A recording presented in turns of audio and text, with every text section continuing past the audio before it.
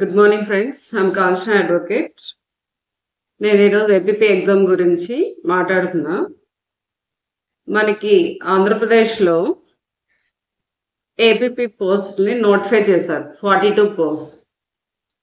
ఇది నోటిఫికేషన్ త్వరలో వస్తుంది. నోటిఫికేషన్ ఇచ్చిన నుండి వితిన్ 45 days లోపు ఎగ్జామ్ కూడా కంప్లీట్ అయిపోతుంది. మెయిన్స్ అండ్ ప్రిలిమ్స్ రెండు కూడా సేమ్ డేనే ఉంటాయి. మార్నింగ్ ఆబ్జెక్టివ్ ఎగ్జామ్ ఉంటుంది, ఆఫ్టర్నూన్ సబ్జెక్టివ్ ఎగ్జామ్ ఉంటుంది.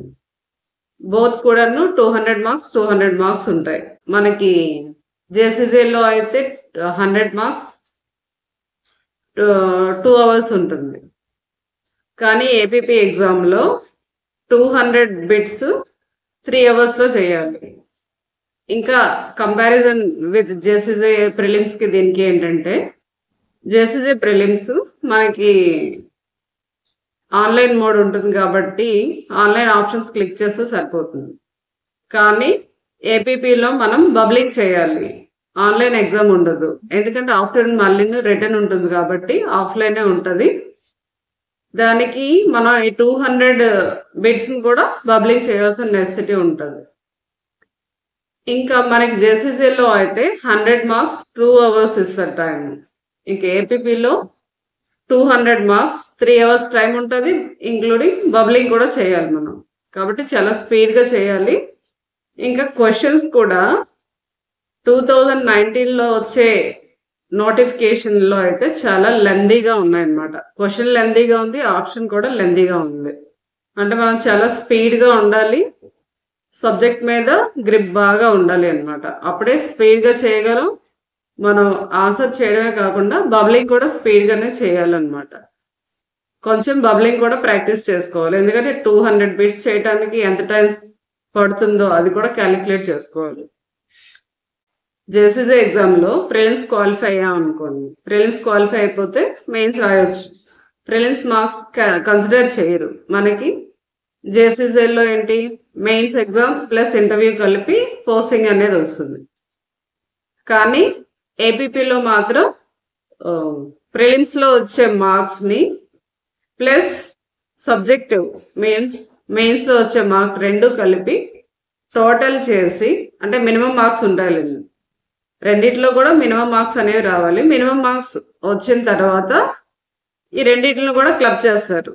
క్లబ్ చేసి అప్పుడు ఇంటర్వ్యూకి క్వాలిఫై చేస్తారు.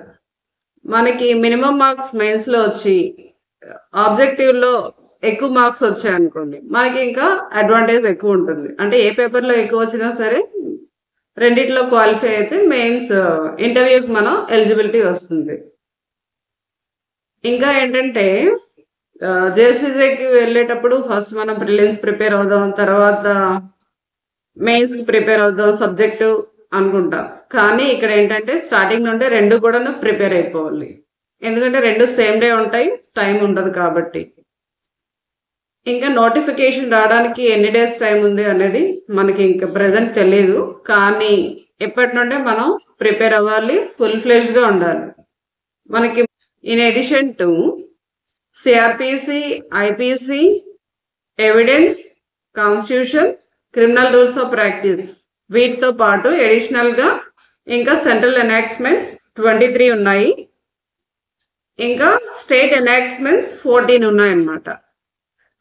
అంటే మనకి ఇంకా లెందీగా అనిపిస్తాయి సబ్జెక్ట్స్. కానీ సబ్జెక్ట్లో మొత్తం అంతా చదవాల్సిన నెసెసిటీ లేదు. మరీ ఎక్కువగా చాలా సిలబస్ ఉంది అని భయపడాల్సిన నెసెసిటీ ఏం లేదు. మనం దాన్ని కొంచెం స్క్రూటినైజ్ చేసుకుంటే ఈజీగాను మనం క్రాక్ చేయొచ్చు అనమాట ఏపీపీ ఎగ్జామ్ని. అంటే స్మార్ట్ వర్క్ కూడా చేయాలి, హార్డ్ వర్క్తో పాటు స్మార్ట్ వర్క్ కూడా చేస్తే ఈజీగా క్రాక్ చేయొచ్చు. దేని మీద ఎక్కువ ఫోకస్ పెట్టాలి.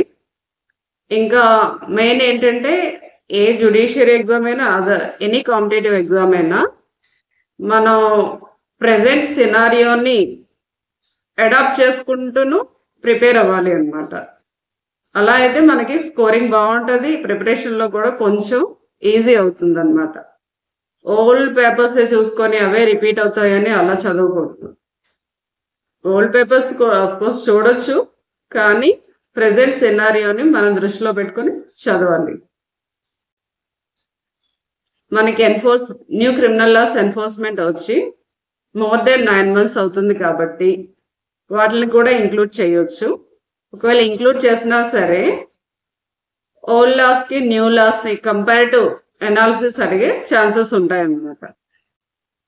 సబ్జెక్టివ్ ఎగ్జామ్ లో 200 మార్క్స్ ఉంటాయి. ప్రిలిమ్స్ లో ఆబ్జెక్టివ్ ఎగ్జామ్ లో 200 మార్క్స్, సబ్జెక్టివ్ ఎగ్జామ్ లో 200 మార్క్స్. ఆబ్జెక్టివ్ ఎగ్జామ్ లో అయితే ఆబ్జెక్టివ్ క్వశ్చన్స్ ఉంటాయి. సబ్జెక్టివ్ ఎగ్జామ్ లో 200 మార్క్స్ ఎలా ఉంటాయంటే 100 మార్క్స్ 20 మార్క్స్ క్వశ్చన్స్ ఉంటాయి. 100 మార్క్స్ 10 మార్క్స్ క్వశ్చన్స్ ఉంటాయి.